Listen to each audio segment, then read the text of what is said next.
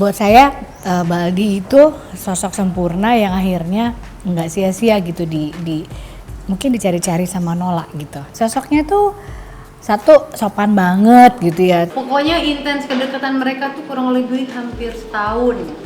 Saking lamanya, karena aku juga gemes.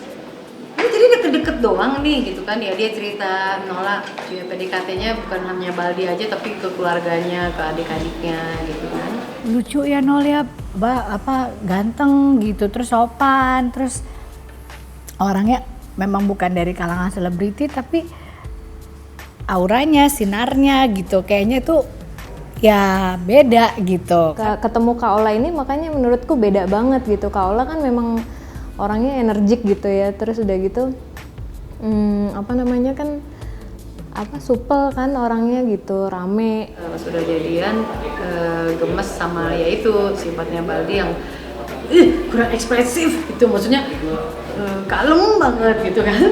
Lebih gimana ya, Bang Baldinya lebih santai gitu, bawaannya tuh nggak serius melulu. Dia tuh apa-apa kan dibawa serius gitu kan.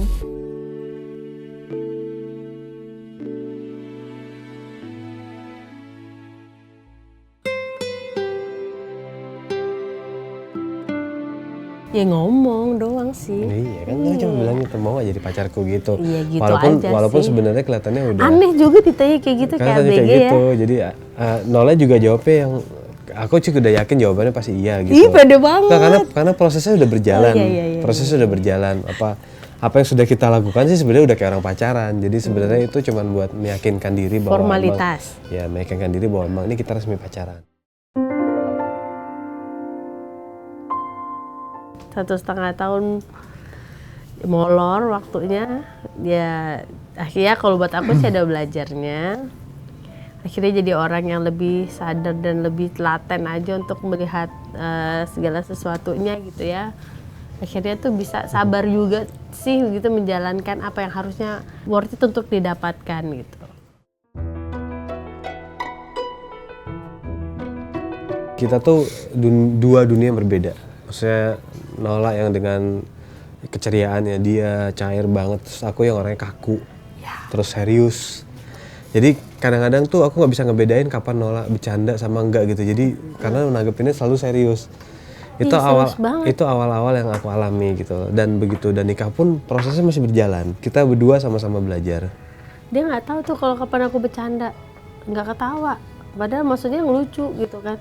Tawa dong, masih bercanda. Oh gitu ya, aku bercanda. Jadi serius banget. Aku ketawa juga coba gitu. Kamu juga ngeliatnya aneh kan. Kok perempuan gini amat gitu ya. Mana temen-temennya cowok semua. Iya. Ketawa ngakak kayak gitu amat gitu terus. Ya aneh, iya sih. Kalau sekarang aku pikir. Kita tuh berantem paling lama itu biasanya, misalnya berantemnya malam, besok pagi sih udah. Udah lama banget. Itu udah lama banget. Berantem yang untuk urusan tiba-tiba. Orang aku dandan aja asik dandannya, dia cemburu sempat pernah dulu. Iya maksudnya. Kamu asik banget sih dandannya, kayak kamu nggak mikirin aku. Enggak, dulu tuh banyak banget hal yang kita nggak, tiba-tiba nyetir berjam-jam gitu tapi dia dandan terus gitu, terus kita nyampe tempat tujuan baru ngobrol. Jadi gitu tuh sering banget tuh kayak gitu. Terus yang gitu tuh yang bener-bener buat kita belajar terus harus ngobrol belajar gitu, sampai akhirnya bisa untuk sampai sekarang. Iya. Aku tuh bukan tipe penyair yang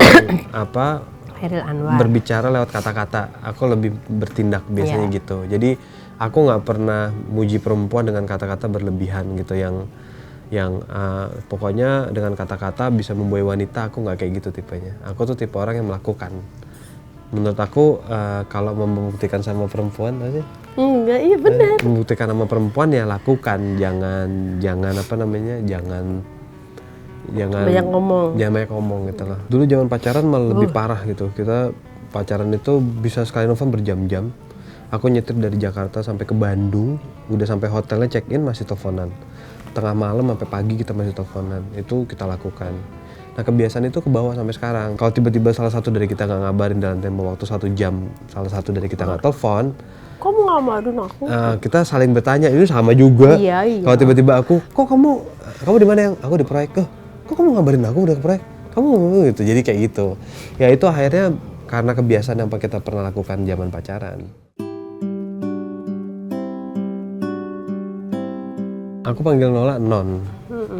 Aku panggil dia Endot dan ternyata neneknya Baldi manggil dia Endot dan aku tahu setelah nikah.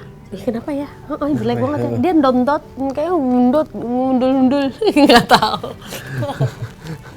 Jadi apa? Kamu panggil aku Non apa ya? Gak tahu kan? Ya seneng aja manggil Non gitu. Sekarang anaknya yang dipanggil Non. Sekarang anakku yang pertama aku panggil Non. Jadi nggak tahu seneng aja manggil Non gitu. Non gitu terus. Dan papaku manggil aku Non memang. Biar lagi berantem kita nggak pernah nyebut nama. Ngomong lo gue aja nggak pernah. Lo tuh ya gitu kecuali bercanda ya. Dan itu susah banget kita omongin dan anak-anak kita seru jadi ya. Anak-anak kita malah ngerasa, ih gak sopan ngomongnya lo. Kita ngomong dimarahin gitu, kita sama dimarahin. Kok gitu? Ngomong dasar juga Dasar dimarahin. itu nggak boleh tuh buat anak-anakku. Mereka pada Apalagi manggil nama pasti buat anak-anak juga Iya. pasti buat mereka aneh.